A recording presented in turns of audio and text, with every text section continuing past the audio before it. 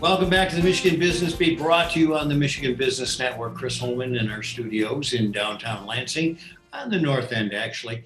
We're going to run down to Detroit also for a good friend, Paul King, who is, of course, the guy who owns ROI Insight. He also is the guy who orchestrates the Michigan Future Business Index. And Paul, it's been so good over the years to work with you.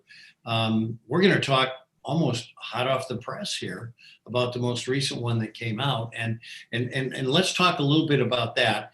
The fact that the last two have been kind of unique surveys for us, right? Yes, for sure. We retooled from top to bottom the MFBI.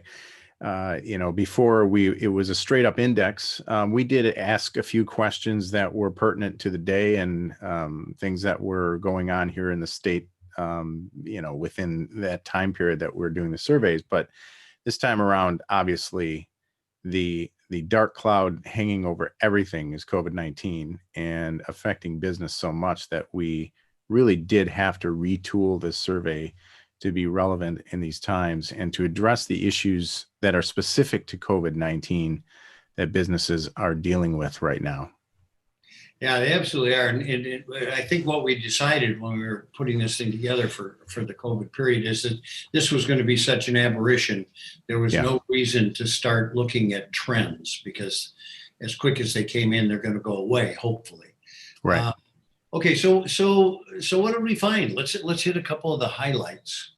Yeah, and looking at trends and talking about trends. Yes, we can't really look at trends over multiple years, but we were able to create some trend line, even if it's 2 data points between May and now, and we do see some movement. And let's take a look, for instance, at satisfaction of the economy. That's one question that we asked in this exactly the same way as we've always asked it. And we go back 1 year from today, and we were hitting a near record at 82% saying they were satisfied with the economy. That took a nosedive. It just plunged in May when we were under the orders to stay home and stay safe. And most, I would say only 65% of the businesses that we talked to at the time were open. And if they were open, they were doing everything curbside, if they were a retailer or food. So they weren't communicating with their consumers. This time around, a lot more were open. 94% said they were open. That satisfaction level from 81% dove to 11 in May. It's now back up to 27. We're seeing things moving back in the right direction, but we're still in some precarious spots right now. One of the things that I was kind of awestruck at was there seemed to be a little more movement on the side of enthusiasm for how we were going to come out. For sure. Yeah, and a lot of that is placed on their hopes for pent-up demand.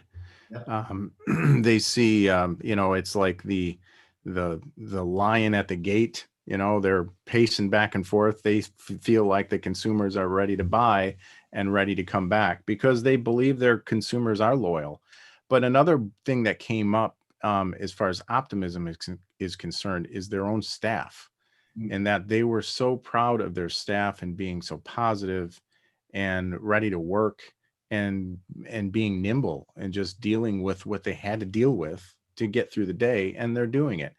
And the tools that they're using to do that are, being able to work from home, being able to work remotely, and that's working out well for a lot of businesses. And it's going to probably end up being, the new normal. Right. Well, right. That's the other thing we've got to contend with is what is going to be the new normal on the other side. But I was not surprised, but it made some sense. But to see it there, that one of their major high points of enthusiasm was their customer base. Yeah. And it was also one of their biggest worries. Yeah.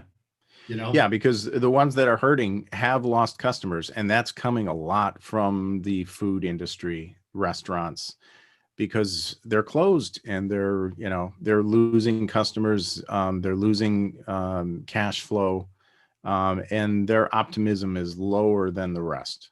and it's understandable. Well, and it was interesting because I've used this phrase a couple of times, but COVID-19 was almost surgical in who it hurt and who it didn't hurt, because we here at the Michigan Business Network, we flourished. Our usership is up, our visitations are up, everything that's important to us is up. A golf course that I own is up incredibly for record months. And yet you've got the restaurant and the tourism industry at almost a standstill. Yeah. And aside from restaurants, manufacturing, construction, also getting hit hard, but they're also optimistic about what's to come. Well, they are, and interestingly enough, in construction, they're also still looking for people. For sure. Because they are busy in some respects. Hey, Paul, I wanted to wish you a happy holiday. Congratulations on your recent award as the #1 dad. I see it behind you back on the shelf. My best award. You are our #1 survey guy. Trust me. Thank you. ROI Insight. Paul King, thanks so much. Have a safe and a wonderful holiday. Happy holidays, everyone. Thank you. Okay, bud. Take care. See you, Chris. Chris Holman on the Michigan Business Beat. We're going to be right back.